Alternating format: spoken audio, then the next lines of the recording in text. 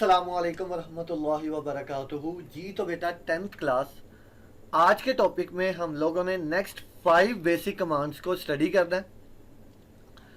कल की हम लोगों ने जो लास्ट कमांड की वो थी mkdir कमांड, जो क्या थी, मेक डायरेक्टरी की शॉर्ट फॉर्म थी। डायरेक्टरी मतलब फोल्डर, मतलब मेक डायरेक्टरी कमांड क्या कर रही थी, फोल्डर्स बनाने के लिए इस्तेमाल हो रही थी। आज हम लोगों ने कमांड नंबर 11 से लेके कमांड नंबर 15 तक जो 5 बेसिक कमांड्स बनती है उनको स्टडी करना है कि वो कमांड्स का सिंटैक्स क्या है और वो क्या क्या काम करती हैं।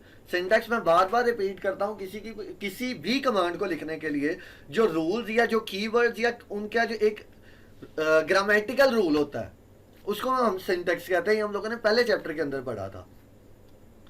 और यह भी मैंने आप लोगों को बता दिया कि किसी भी कमांड के लिए 2 चीज़ों का आपको पता होना कंपलसरी है।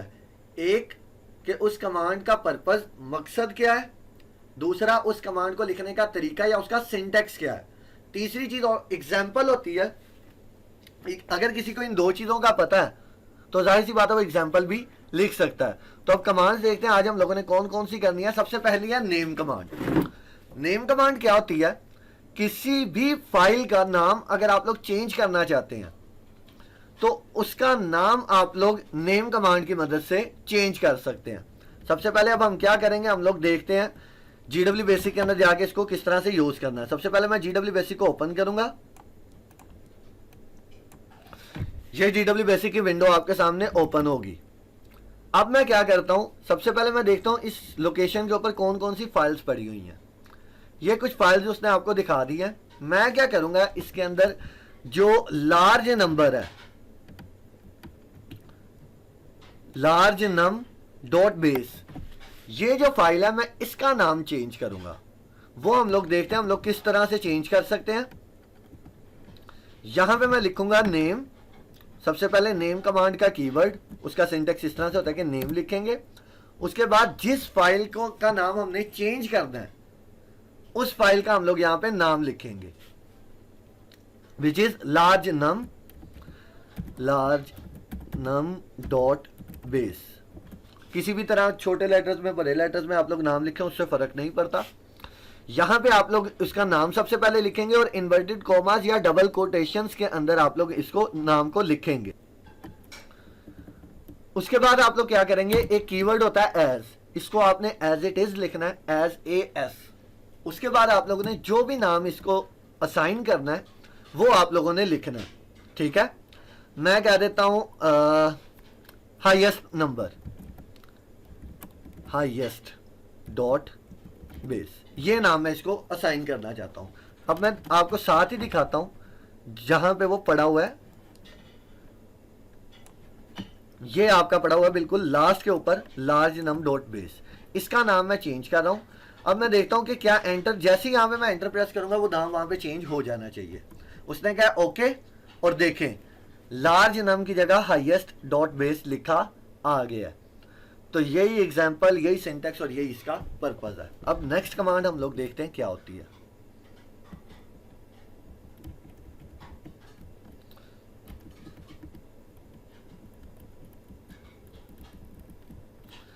नेक्स्ट कमांड आपकी होती है रीनम कमांड।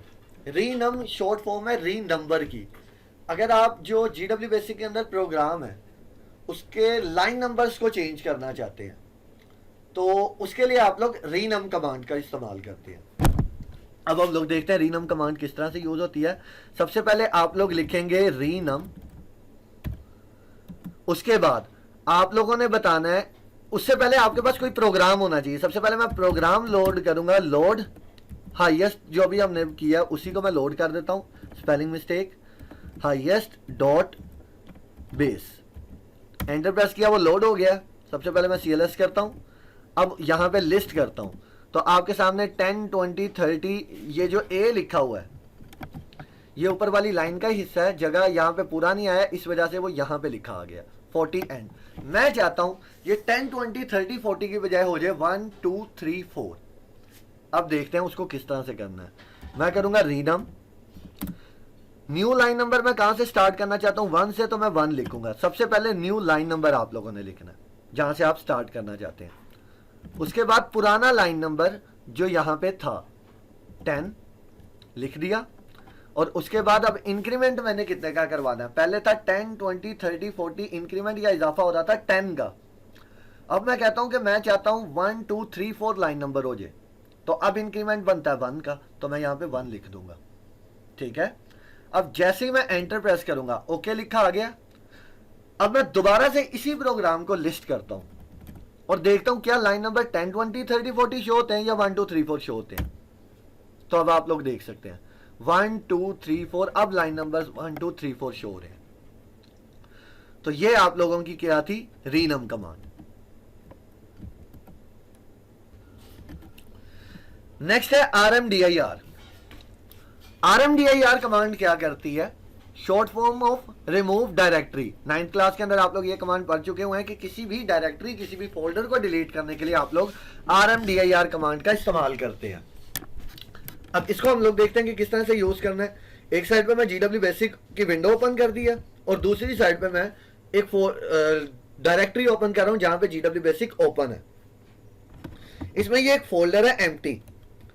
इसकी एक शर्त है इस कमांड की कि जिस डायरेक्टरी को आप डिलीट करने जा रहे हैं वो एम्प्टी हो। ठीक है, तो अब हम लोग देखते हैं, यहां पे मैं लिखता हूं RMDIR। सबसे पहले उसका सिंटेक्स कि RMDIR मैंने लिखा।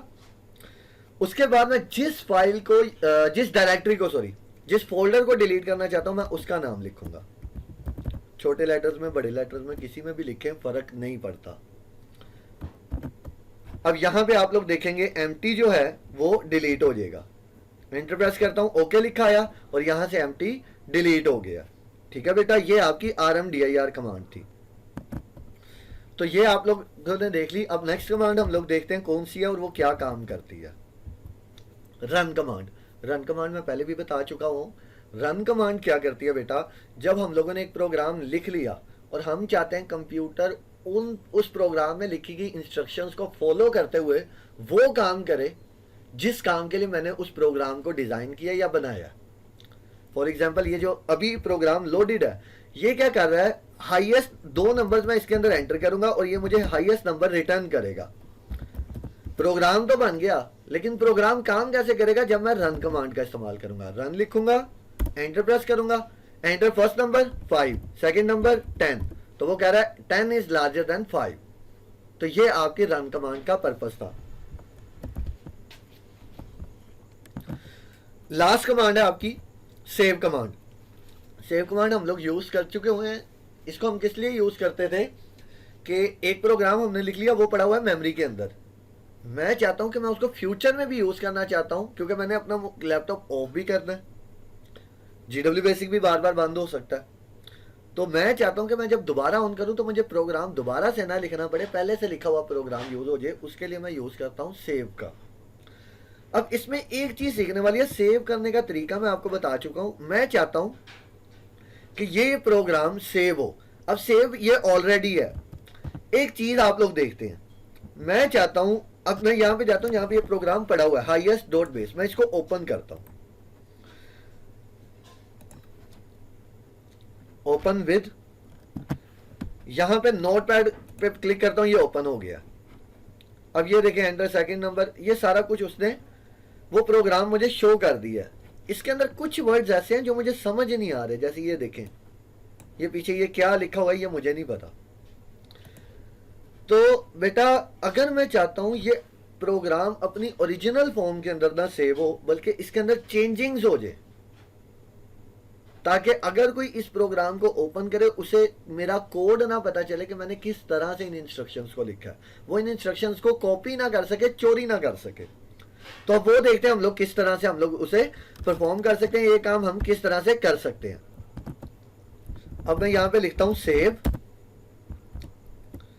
हाईएस्ट की जगह मैं अगेन इसके लिए लार्ज वाला, लार्जेस्ट डॉट बेस, आगे मैं लिख देता हूं P। अब ये P क्या करेगा ये भी आपको समझ आ जाएगी। ओके, लार्जेस्ट आ गया। अब मैं इसको ओपन करता हूं, ओपन विद नोटपैड। अब देखें, ये वो आपका प्रोग्राम है जिसका कोड आप लोग GW बेसिक के अंदर अगर देखते हैं तो आपको सही नजर आ रहा है, रीडेबल है, क्या लिखा हुआ है सारा कुछ समझ आ रहा है। लेकिन जब आप लोग इसके अंदर जाते हैं तो देखें अब लिखा क्या हुआ कोई समझ ही नहीं सकता। इसको हम बोलते हैं इनकोडेड फॉर्म।